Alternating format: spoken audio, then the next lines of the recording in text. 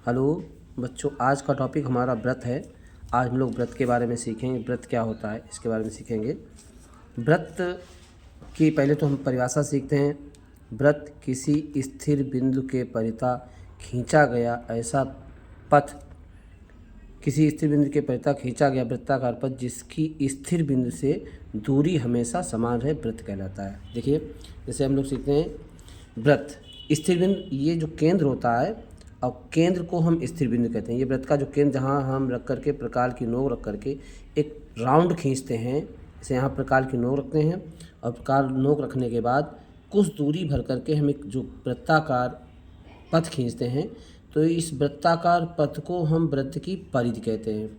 जो वृत्ताकार राउंड होता है इसको हम व्रत की परिधि कहते हैं। इसके बाद जो हमारा स्थिर बिंदु होता है, स्थिर बिंदु को ही हम केंद्र कहते हैं। व्रत का केंद्र स्थिर बिंदु कहलाता है और यहाँ से केंद्र से और जो परिधि होती है इसके बीच की दूरी को व्रत की त्रिज्या कहते हैं। बच्चों, पहले तुमने परिभाषा सीखी।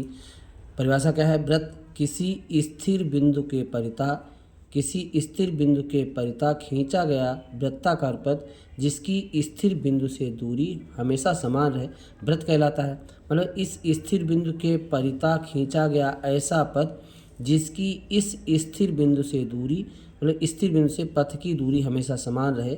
ये स्थिर बिंदु है और ये हमारा पथ है, तो यहाँ से जो भी दूरी है, यहाँ से इधर के लिए खींचो, चाहे यहाँ से यहाँ खींचो, चाहे यहाँ से इधर खींचो, तो जो वृत्ताकार पथ की दूरी है ये हमेशा बराबर रहेगी। यहाँ केंद्र से इस पथ की दूरी हमेशा बराबर रहेगी और यही व्रत की त्रिज्या कहलाती है। ठीक है, तो स्थिर बिंदु के परिता खींचा गया ऐसा पथ जिसकी स्थिर बिंदु से दूरी हमेशा समान रहे, व्रत कहलाता है। व्रत की परिधि इस वृत्ताकार पथ को कहते हैं और केंद्र से परिधि के बीच की दूरी को व्रत की त्रिज्या कहते हैं। ठीक, आइए बच्चों, इसके बाद हम सीखते हैं। एक फिगर हमने और बनाया है, इसमें दोनों तरफ मिला दिया गया है। तो परिधि के बाद हम सीखेंगे अगर एक सिरे से दूसरे सिरे तक केंद्र को होती हुई रेखा खींची जाए, मतलब एक व्रत की एक ऐसी जीवा जो व्यास, व्रत की एक ऐसी जीवा या व्रत की एक सबसे बड़ी जीवा जो केंद्र से होकर जाती है, व्रत का व्यास कहलाता है।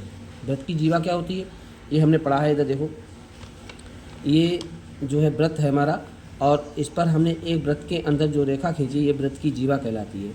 लेकिन जो रेखा केंद्र से ना होकर जाए वो व्रत की जीवा कहलाएगी, परंतु अगर केंद्र से होकर जाती है तो व्रत का व्यास कहलाएगा। ठीक है, ये व्रत है और व्रत के अंदर अगर हम केंद्र से होती हुई कोई जीवा खींचेंगे तो वो सबसे बड़ी जीवा होगी, जिसे व्रत का व्यास कहते हैं। ठीक, तो व्यास आपका ए बी बराबर r + r2r हो जाएगा।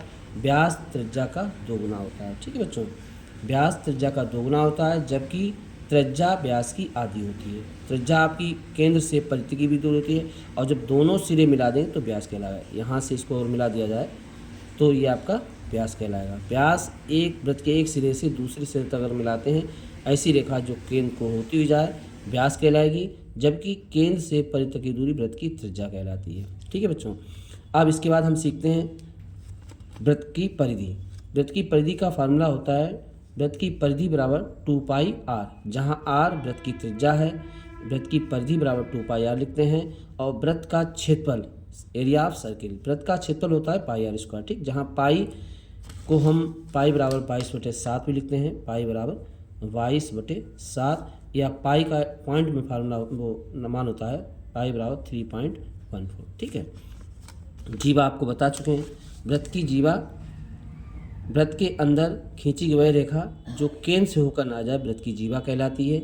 और स्पर्श रेखा, जब व्रत को कोई बाहर से रेखा छूती हुई, टच करती हुई जाए तो व्रत की स्पर्श रेखा कहलाती है। केंद्र से स्पर्श रेखा पे अगर हम त्रिज्या को मिलाते हैं, यानी कि इस त्रिज्या स्पर्श रेखा पर लंब होती है।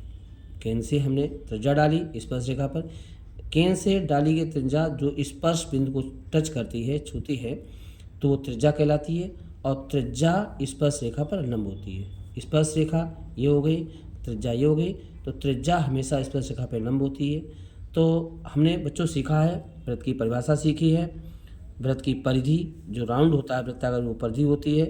ठीक है, व्रत की परिधि सीखी है और त्रिज्या केंद्र से परिधि की दूरी त्रिज्या कहलाती है। व्यास आपका वह जीवा जो केंद्र से होकर जाए व्यास कहलाता है। व्यास ए बी हो गया, त्रिज्या ओ आर हो गई।